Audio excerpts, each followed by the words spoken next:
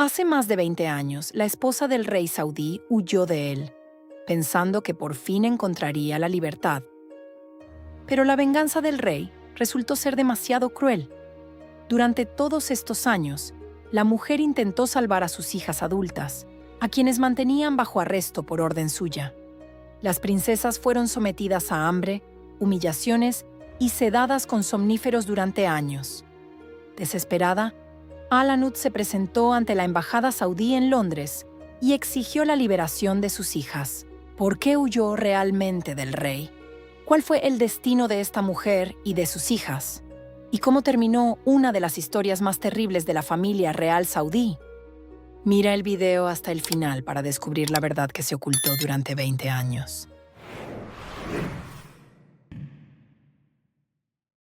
Al-Anud Al-Fayez nació en Jordania en 1957, en el seno de una de las familias más influyentes de Oriente Medio. Cuando apenas había cumplido los 15 años, su tío le arregló un matrimonio con el príncipe Abdalá, futuro rey de Arabia Saudita. Él tenía casi 50. Al-Anud nunca lo había visto antes de la boda, simplemente la llevaron y la casaron. A lo largo de su vida, Abdalá se casó unas 30 veces. En total, tuvo más de 35 hijos. Al-Anud se convirtió en una esposa joven, más en un enorme palacio, donde su marido aparecía unas pocas horas a la semana y luego se marchaba con otras. Ella le dio 4 hijas. Estas 4 niñas se convirtieron en el único sentido de la vida de Al-Anud en un matrimonio donde no tenía ni amor, ni atención, ni derecho a opinar, pero nunca pudo darle hijos varones. Abdalá daba una enorme importancia a los herederos masculinos, y el hecho de que su esposa no le diera un hijo fue una sentencia para él. Perdió todo interés en ella. Al-Anud ni siquiera sabía que su matrimonio había terminado. Se enteró del divorcio por casualidad, 2 años después, pero no podía irse. En Arabia Saudita, una mujer no puede salir del país, conseguir un trabajo ni recibir atención médica sin el permiso de un tutor masculino, y su tutor seguía siendo su exmarido. A pesar de todo, el rey era considerado un reformador. Permitió a las mujeres votar, estudiar en universidades y trabajar. El mundo lo elogiaba por su progreso. Pero más tarde, todos descubrirían la verdad sobre cómo trataba realmente a su propia familia. Y esa verdad no tenía nada que ver con esa imagen. Las hijas crecieron como princesas, las mejores escuelas, vacaciones en los Alpes, veranos en Europa. Para los estándares saudíes, su padre les daba una libertad increíble, una que su madre nunca tuvo, pero no sabían que pronto la perderían para siempre. Pasaron los años. Al-Anud seguía viviendo en el palacio divorciada, desatendida, pero encerrada. Sus hijas ya eran mayores. La mujer decidió, si no se iba ahora, no se iría nunca. Una noche, con la ayuda de uno de los guardias de Abdalá y una organización de derechos humanos, Al-Anud logró salir del palacio, llegar al aeropuerto y subir a un avión con destino a Londres. Detrás quedaban más de 20 años de una vida que ella no había elegido. Quería llevarse a sus hijas, pero sus pasaportes estaban en manos de su padre, y sin el permiso de su tutor no podían cruzar la frontera.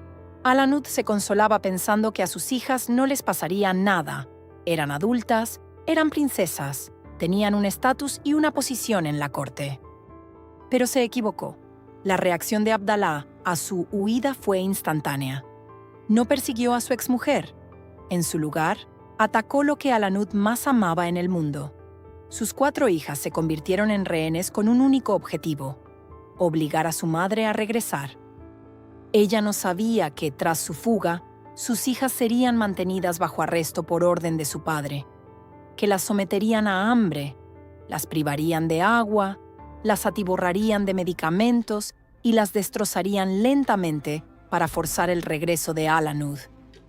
Las encerraron en una vieja villa, a 2 de las hijas en una parte de la villa y a las otras 2 en otra, sin posibilidad de verse. No eran aposentos dorados. La villa se estaba cayendo a pedazos, las tuberías goteaban, Las ventanas estaban rotas y las paredes cubiertas de moho. No era un palacio, era su prisión. Junto a la villa construyeron una torre de vigilancia con cámaras de seguridad y las puertas estaban cerradas con llave desde fuera. El mar llegaba hasta la misma casa, pero a cierta profundidad colocaron redes de pesca, por si alguien intentaba escapar nadando.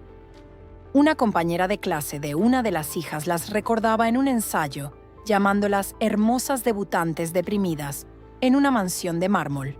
Contaba que, por las noches, a las 4 hermanas les encantaba conducir a toda velocidad sus jeeps negros por el desierto, escuchando canciones de Mariah Carey, y luego vio a esas mismas chicas en las noticias, demacradas, suplicando ayuda al mundo.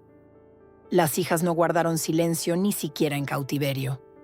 Las 4 hermanas criticaron abiertamente la situación de las mujeres en Arabia Saudita, y esto a pesar de que su padre era elogiado en todo el mundo como un reformador de los derechos de la mujer. Para el rey, esto se convirtió en una razón más para endurecer el castigo y ocultar la verdad al mundo exterior. Lo que realmente sucedía tras los muros de la villa. El mundo lo supo gracias a una sola persona. Y esa verdad conmocionó a todos.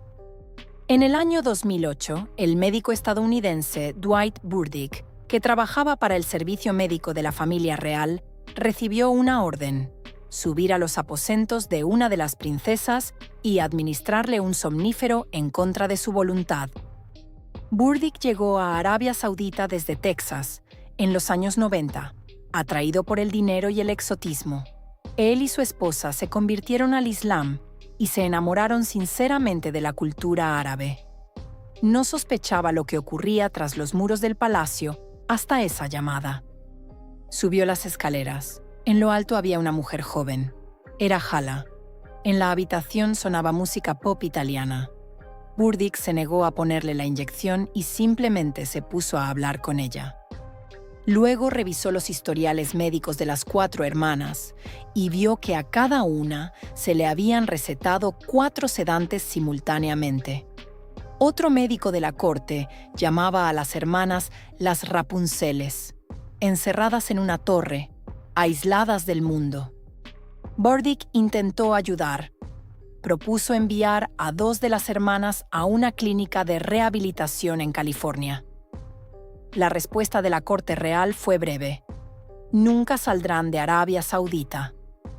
Al médico le dijeron: si valora su seguridad, no vuelva a mencionar este tema. No podía sacarlas, pero al menos podía alimentarlas. Las sobras de los banquetes reales solían repartirse entre el servicio. Burdick comenzó a recogerlas y a llevárselas a las hermanas a escondidas. Los restos de la cena del rey se convirtieron en la única comida decente para sus hijas. Al-Anud en Londres no guardó silencio durante todos esos años. Hizo numerosos intentos para salvar a sus hijas, a través de abogados, de peticiones, de canales personales. Nada funcionó. Para el año 2014, decidió hacerlo público. Se presentó ante la embajada saudí en Londres con pancartas, concedió una entrevista a un canal de televisión, con el rostro cubierto por miedo a las consecuencias, y escribió una carta abierta a Barack Obama, que se disponía a visitar a Abdallah en Riad. Solo pedía una cosa: dígale que deje marchar a mis hijas. El Washington Post y el New York Times se negaron a publicar la carta. Era un tema demasiado delicado. Arabia Saudita era un aliado y proveedor de petróleo. Pero la periodista Fatima Manshi logró establecer una videollamada con 2 de las hijas. Sucedió el mismo día que Obama se reunía con Abdallah, a 500 millas de distancia de ellas. Por primera vez en 10 años, el mundo vio a las princesas y dijeron a la cámara: somos rehenes. Nuestro padre es el responsable de todo. Es una vergüenza reunirse con un líder así. Y entonces se activó una trampa sin salida.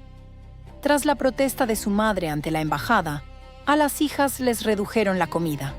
Tras la entrevista, les cortaron el agua. Y después del reportaje en video, dejaron de alimentarlas por completo. Cada paso público de Alanud le daba al rey un pretexto para endurecer el castigo. Si callas, nada cambia. Si hablas, la situación de tus hijas empeora.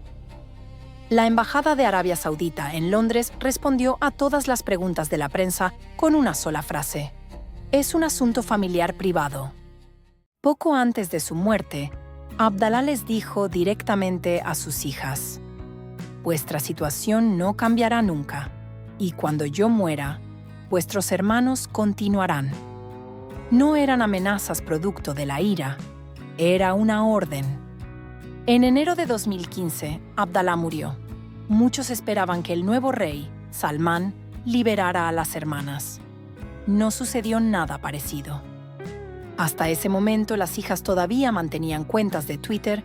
Era su último canal de comunicación con el mundo exterior. Sahar publicaba fotos de los muros en ruinas de la villa, llamamientos a los líderes mundiales, peticiones de ayuda. Allí llegaban mensajes de apoyo de todo el mundo. Y justo después de la muerte de Abdalá y la llegada de Salmán, las 4 cuentas fueron eliminadas simultáneamente. Desde ese día, ni un solo mensaje, ni una sola llamada, ninguna señal de vida. Silencio absoluto. En 2021, el Dr. Bardik, que entonces tenía más de 80 años, se enteró por conocidos en Arabia Saudita de que Hala había muerto. La misma Hala que estaba en lo alto de la escalera escuchando música italiana.